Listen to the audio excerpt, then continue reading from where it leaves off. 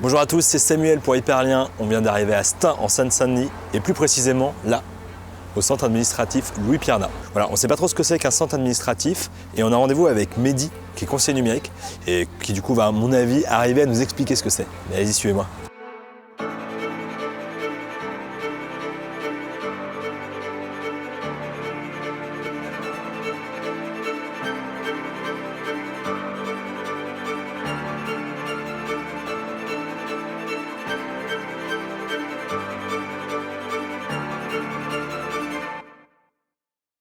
Nous voilà en Seine-Saint-Denis où nous explorons un tout nouveau guichet unique pensé autour de l'orientation des usagers dans un parcours.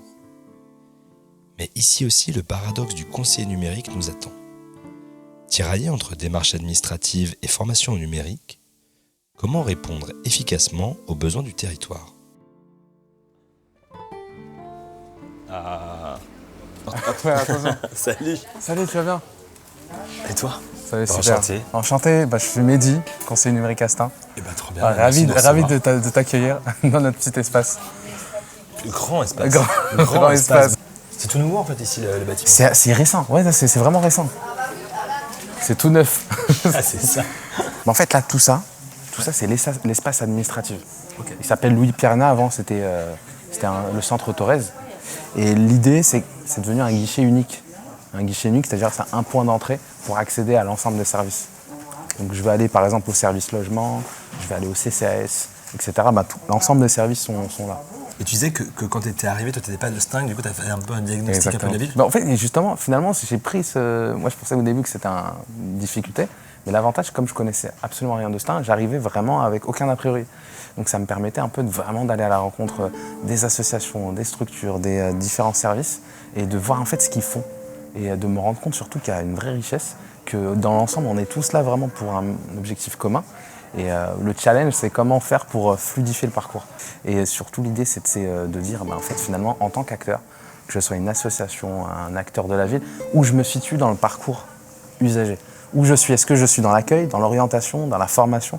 Comment on peut travailler ensemble? Donc il y a ce travail-là aussi. Il faut savoir aussi qu'il y a des ateliers collectifs pour les usagers, mais aussi pour les agents.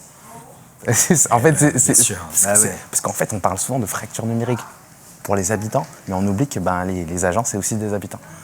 Donc, quand il a fallu justement avoir des outils communs, juste parler de mail, d'outils collaboratifs, j'ai vu qu'il y avait un petit frein. D'abord animer des ateliers en disant « Ok, j'ai trouvé mon public, il est là à côté de moi ». Pour eux, des fois, le numérique, l'expérience qu'ils ont, il y en a certains, l'ordinateur, ça les faisait peur.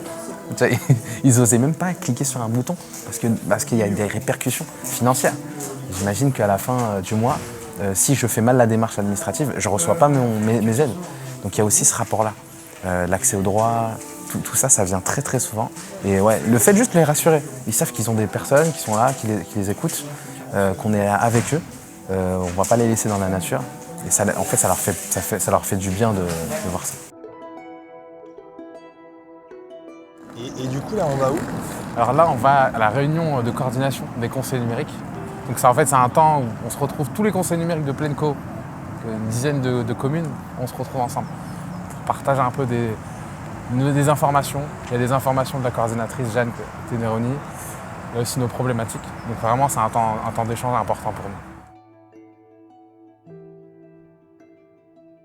Moi, je suis Jeanne Teneroni et je suis chargée de mission inclusion numérique à Plaine Commune. Où est-ce qu'on est ici? Tu pourrais nous dire le lieu?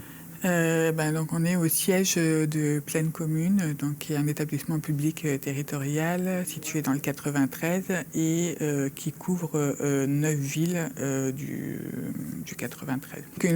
Les anciennes communautés d'agglomération, en fait, c'est ça. Moi, j'ai une formation de travailleur social à la base. Déjà, dans mes dernières années d'assistante sociale, j'avais remarqué comment la question de la dématérialisation commençait à s'installer, et encore on n'était qu'au début, et les conséquences que ça avait sur les usagers, notamment les usagers les plus en situation de précarité, et que du coup il y a eu un report des usagers sur les services qui continuaient à les accueillir au niveau local, mais qui pour autant n'étaient pas spécialistes des questions, par exemple, c'était pas des agents de la CAF, c'était pas des agents de la Sécu, etc. Et le report il s'est fait vraiment sur toutes les structures d'accueil, donc c'est-à-dire que les médiathèques ont été sollicitées sur ces questions-là. Quand je leur ai proposé de se retrouver, de discuter ensemble, d'échanger aussi sur nos difficultés, d'échanger sur ce que faisaient les uns et les autres, parce qu'en fait, finalement, chacun, face à la situation, avait développé un peu des stratégies pour essayer d'accompagner les gens avec leurs petits moyens, même si ce n'était pas parfait. Je me suis rendu compte qu'il y avait vraiment une problématique globale sur cette question et du coup, ça a un peu effet boule de neige. De son côté, donc Plaine Commune, via le service politique de la ville, a commencé à avoir un peu vent de ces difficultés et à se dire qu'il fallait peut-être, dans le cadre de la politique de la ville, aussi avoir une intervention. Et là, tout d'un coup, la réunion qu'on vient de voir avec le conseiller numérique, en fait, c'est assez lié. Ça, comment ça se déroule en fait aujourd'hui, justement? Le fait de proposer une réunion entre pairs, PAIR, et de pouvoir échanger un peu sur les difficultés qu'ils pouvaient rencontrer dans le cadre de leur mission, leur installation, etc. Ça a très vite assez bien marché et ils ont plutôt adhéré. L'ensemble de la stratégie, une bonne partie de la stratégie est coportée par Plaine Commune et donc Emmaüs Connect et une autre association qui s'appelle SFMAD.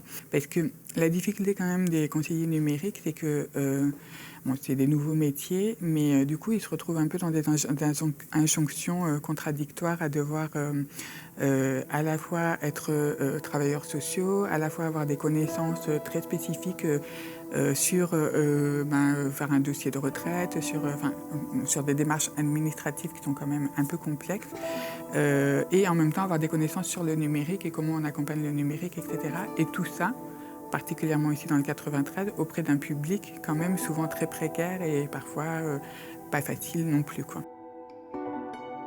Comme nous disait Mehdi ce matin, et ça c'est hyper intéressant, c'est qu'une des spécificités d'ici, c'est de travailler entre assos, collectivités publiques, etc. Et il nous a parlé notamment d'un des partenaires un peu clés, qui est Emmaüs Connect, et on va rencontrer son représentant, qui est juste à côté de nous. Et on est devant quand même la carte du Stade de France. Des photos, de la construction. Donc moi je suis Antoine Guimbaud, je travaille chez Emmaüs Connect, je suis responsable territorial pour la Seine-Saint-Denis. Donc Emmaüs Connect, c'est une association qui existe depuis 2013, en Seine-Saint-Denis depuis 2014-2015, et notre objet social c'est faire de l'inclusion numérique, et donc ça repose en gros sur deux éléments principaux. Un, accompagner les publics aux compétences numériques pour accéder aux droits, pour accéder à la santé, à l'éducation, etc. Et puis deux, équiper et connecter ces publics quand ils en ont besoin. Et la question de l'inclusion numérique, en fait, dans l'inclusion numérique, tu as l'idée d'inclusion. En fait, c'est inclusion dans quoi ? C'est dans la société. Et puis pour ça, il faut comprendre que la société, elle est tissée de numérique. Et que si tu t'exclus de la compétence numérique, si tu le fais, notamment quand tu le fais involontairement, et ben en fait, tu t'ostracises de toute une partie de la société, dans son accès à l'emploi, dans ton accès à l'éducation, dans ton accès à la santé, dans ton accès à ta citoyenneté, les démarches, etc. Parce que le numérique n'avait pas la même place il y a 10 ans qu'aujourd'hui. C'est quoi la diff que tu vois justement entre, quand tu dis c'est pas la même place, ouais, alors, c'est quoi le... Moi j'étais pas là, mais moi j'étais pas là strictement, mais blague à part, la différence c'est qu'on a une accélération de la dématérialisation des démarches administratives notamment. C'est-à-dire que l'État, dans son interface avec le citoyen, passe de plus en plus par le numérique.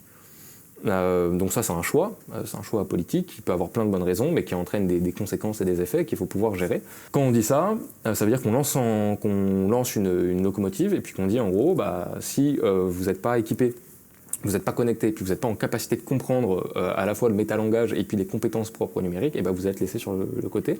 Et ça rentre en conflit direct avec les grands principes du service public, avec le fonctionnement qu'on va avoir, quoi. C'est normalement à la charge de l'État de faire en sorte que les citoyens aient accès à leurs droits. C'est pas aux citoyens de se mettre en conformité pour avoir accès à ces droits. Donc là, il y a un enjeu. C'est un mirage de se dire que la numérisation équivaut à une économie de coût. En fait, poser la chose comme ça a l'air vachement sensé sur le papier, mais on s'est aperçu avec le temps, avec la pratique, puis avec du coup tous les échecs et tous les murs qu'on s'est pris là, qu'en fait pas forcément. Parce que quand on numérise, si on veut économiser des coûts, ça veut dire qu'on diminue le nombre de personnes, et c'est ça qu'il y a derrière, qui est en contact direct avec les usagers, en se disant effectivement, ça passe par le numérique, ce sera plus efficace, plus rapide, etc. Ça c'est vrai seulement pour une partie des personnes. Pour les autres, c'est faux. Et ça surajoute, ça crée des complexités supplémentaires. C'est une transition nécessaire, pour plein de bonnes raisons. Mais ça suppose un accompagnement. Plus que jamais, la mise en réseau fait la force. Surtout lorsque l'on peut s'appuyer sur des acteurs historiques. La lutte contre l'exclusion numérique n'échappe pas à la règle. En Seine-Saint-Denis comme ailleurs, se déploient des stratégies et des actions pour relever les nouveaux défis posés par la dématérialisation des services publics, avec pour objectif toujours de ne laisser personne sur le côté. À bientôt pour un prochain épisode d'Hyperlien.